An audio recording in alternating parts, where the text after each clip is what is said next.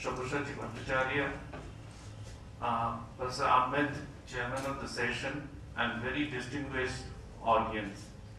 The topic of my presentation is tolerance, the essence of Indian culture. And I will try to be as brief as possible.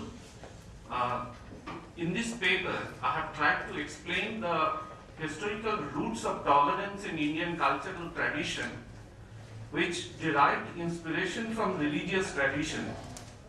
Analyzing in historical context, I would like to argue how at different points of time, being driven by the political and socio-cultural forces, Buddha, Kabir, and Vivekananda tried to impress upon their contemporaries the value of tolerance.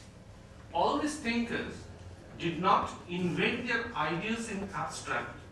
Their ideas can be understood in the historical and political context of their times. I did not comment on abuses in the name of religion in the past as well as in the present, but that should not stop us from acknowledging the positive potentialities of the religious cultural heritage. Although we are aware of our cultural legacy, somehow we are failing to internalize the essence of our cultural traditions, which highlight the virtues of the philosophy of live and let live. Therefore, there is a need to remind us that Indian culture does not promote intolerance in the cloak of religion. I'll come to the historical roots of tolerance, the concept. Indian culture has evolved over a period of time, and there are multiple traditions which have contributed in making Indian culture. Diversity and flexibility have characterized Indian society from ancient times, and it has negotiated various challenges in its evolution and emerged as a complex and unique culture in many ways. There is no need to remind here the history of the Sakas, Kushans, Huns, Mongols, Turks, and many others who were easily absorbed into Indian culture with plurality of religions, faiths, and sects. Historians strongly believe that there is necessity to examine various archaeological findings, artifacts, and ancient texts to understand the relationship between ideas and socio-cultural practices and the inclusive spirit in our past. Noted historian G.C. Pandey argued that from archaeological, anthropological, and other evidences, we find that from prehistoric times, India is home to many races and cultures, and the challenge before us is to negotiate the conflicts arising out of diversities. Tolerance and coexistence evolved as a guiding spirit of Indian culture out of historical necessity, and this has been echoed by many of us thinkers as well as rulers as essence of inclusiveness. Let me cite here two references among many to portray the spirit of inclusiveness. I quote, "The beloved of the gods honors members of all sects by gifts and various honors, but he does not consider gifts and honors as important as the furtherance of the essential message of all sects. By doing this, one strengthens one's own sect and helps the other, while by doing otherwise, one harms one's own sect and does a disservice to others. Whoever honors his own sect and disparages another man's does his own sect the greatest possible harm." I'm quoting it from the 12th Rock Edict of Ashoka. The other again is from the ancient Ellora, with its uninterrupted sequence of monuments dating from 600 AD to 1000, brings the civilization of ancient India to life. Not only is the Ellora complex a unique artistic creation and a technological exploit, but with its sanctuaries devoted to Buddhism, Hinduism, and Jainism, it illustrates the spirit of tolerance that was characteristic of ancient India. This has been cited by the UNESCO site. Contrary to the interpretation that ancient India promoted tolerance and spirit of inclusiveness, historian Ramila Thapar argues, I quote, In creating a tradition, we sometimes select from the past those normative values which may have a contemporary appeal, but which may even be contrary to historical actuality. The insistence on the tradition of religious tolerance and non-violence as characteristic of Hinduism, which is built on a section of normative values emphasizing ahimsa, is not borne out by the historical evidence, unquote. She refers to the notion of untouchability in the name of caste system and the persecution of Buddhist and Jain monks by the Shaiva saints as indications of intolerance. Romina Thapar is joined by several scholars who question the validity of the assertion that Hinduism believes and promotes tolerance. Similarly, there are counter-arguments challenging the critiques of the notion of Hindu tolerance. Rather than taking sides, I am of the view that the notion of tolerance should be seen in wider historical context and compulsions beyond the boundary of religious identity. Mixing of religious identity with individuals' action overshadows other hidden agendas governing the action of an individual. Though one cannot deny historical facts of persecution in the name of religion or caste by Hindus like many others, it needs to be distinguished from the tenets and philosophical spirit of Hinduism. Acts of intolerance have no religious sanction, and one needs to unearth the forces and interests acting behind such evil designs. Even the state and society fail to rein in those who misuse the basic tenets of a particular religion. In this context, I would like to refer the observation made by Viku Parekh, which makes sense. I quote, "The Hindu religious tradition is too stubborn a political fact to be ignored or left to its orthodox and sometimes misguided guardians. And since it has resources for both good and evil, the only sensible course of action is neither to debunk nor to glorify it, but to engage with it in a constructively critical spirit," unquote. It is essential to differentiate between the philosophy, spirit behind the notion of tolerance, and the abuse and aberration of particular religious tradition with ulterior motives by an individual or a group of individuals. In Hinduism, the spirit of tolerance developed out of the spiritual vision of the Upanishad, which teaches the real value of human life. I would like to refer what Swami Ranganathananda spoke about the significant contribution of the Upanishads in Indian culture. I quote, "To the Upanishads, India owes almost all the brightest sides of her life and culture.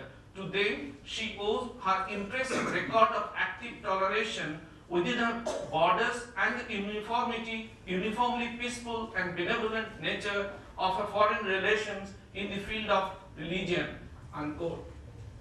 The essence of Hinduism is that all creation is endowed with divinity. The Hindu precept Vasudhaiva Kutumbakam, the entire human race in one family, advocates mutual respect and human dignity. Now we have to understand the historical context for the differentiated and contradictory patterns of social behavior in ancient India. It is difficult to overlook the fact that many of our religion texts were compiled or written in different social contexts and different periods.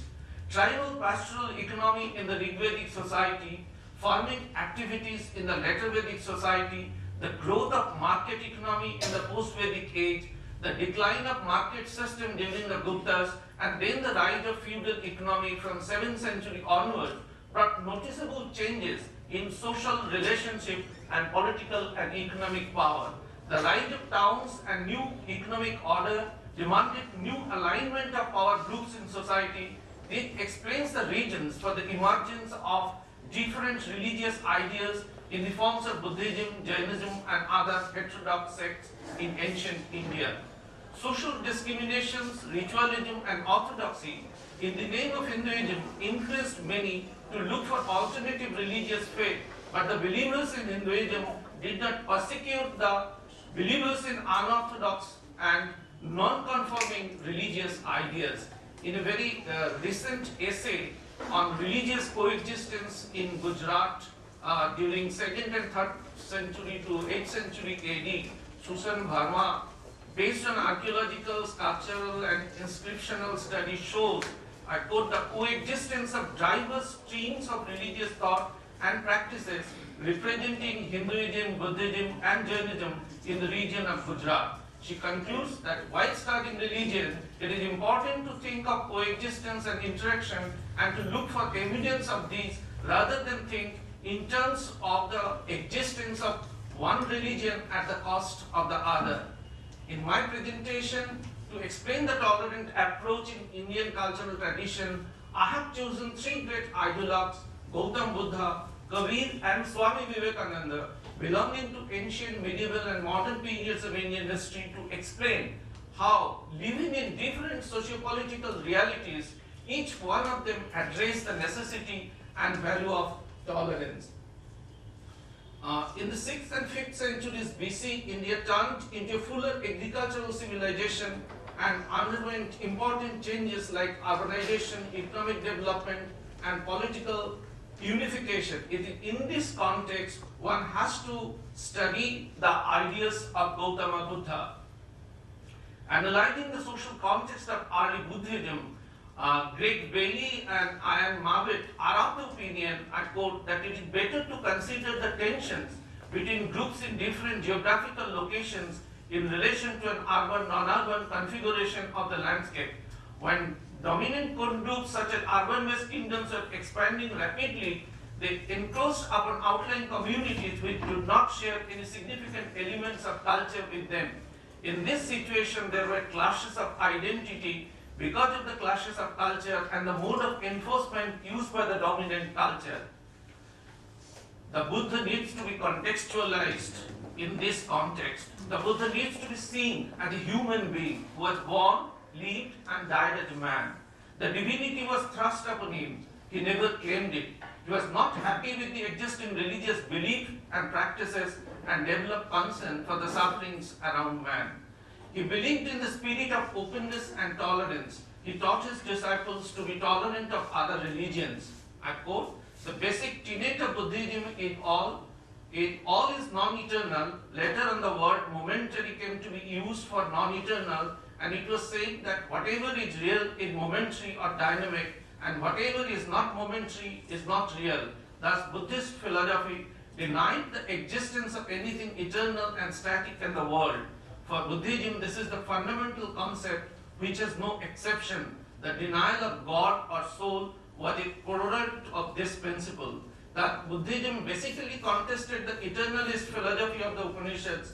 Its central focus was on non-aggressiveness, rationality, universal brotherhood, tolerance and humanism. I will move to Kabir. I am not going into detail. From ancient time, now when we move to the 15th century, to which Kabir belonged and created a new way, that was a transitional phase. Kabir lived near Benares in North India during 15th century when the Sharki dynasty established an independent Muslim kingdom in Jaunpur in Uttar Pradesh. The decline of the Tughlaqs and the invasion of Timur had created political instability in India. By the close of the 14th century, the disintegration of the Delhi Sultanate was followed by the rise of regional Muslim kingdoms in different parts of India.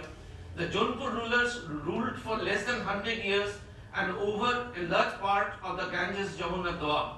With the disintegration of the Delhi Sultanate, many leading Muslim scholars moved to Jaunpur due to the patronage given by the Jaunpur rulers. Local people living in Jaunpur before the rise of Jaunpur kingdom had their own cultural traditions influenced by Hinduism and Buddhism. It may not be wrong to assume that various religious and social traditions created tensions in civil society in the process of proving one's supremacy over the other. Writing on cultural and spiritual background of Kabir, Wadavilla had observed that with the establishment of Muslim domination and the influence of Islamic monotheism and the eclectic mysticism of the Chishti Sufis, the Yogic tradition and Nathism, Ramananda and his Bhakti tradition, there was a complex but a new religious fervor in India. This is the background in which Kabir developed his ideas. In his ideas, he represented the diverse religious traditions. It is argued that Kabir, although drew lessons from various traditions, Yet he maintained his independence from both Hinduism and Islam. He chalked out his independent path, which focused more on individual efforts and virtues to realize the truth. He attacked Hindu as well as Muslim hypocrisy, stupidity, and violence. Kabir was opposed not only to Orthodox Hinduism and Islam, but also to any form of religious orthodoxy. I quote, the essence of Kabir's effort as a teacher may be stated plainly. He wants to make people honest. He believes that complete honesty provides the realization of complete truth understanding of the nature of consciousness, the relation of individual and universe, inside and outside, life and death. There seems to be a God at the heart of his enlightenment, but the question of whether a divine entity exists is not crucial to what he is doing. Evelyn Underhill, in Introduction to 100 Poems of Kabir, commented on Kabir's religious ideas, I quote, the simple union with divine reality which he perpetually extolled and alike the duty and the joy of every soul were independent both of ritual and of bodily austerities.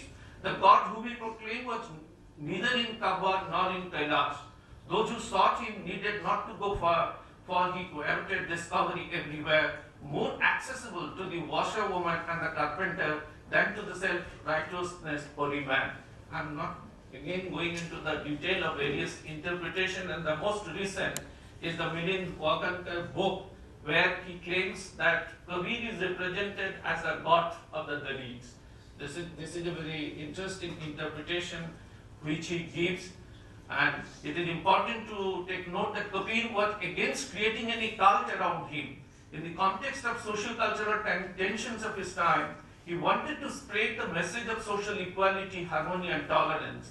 Different people may draw different influences from his poems, but Kabir needs to be seen and understood as a historical figure who was a critique of orthodoxy in any form, in any religious tradition. He stood for human values, irrespective of any social and cultural barrier. Now come to Swami Vivekananda. Beginning with the arrival of Christian missionaries, this is again a traditional point, followed by the establishment of British rule and then ushering Western ideas to India, India confronted with a new challenge for survival of its great cultural legacy.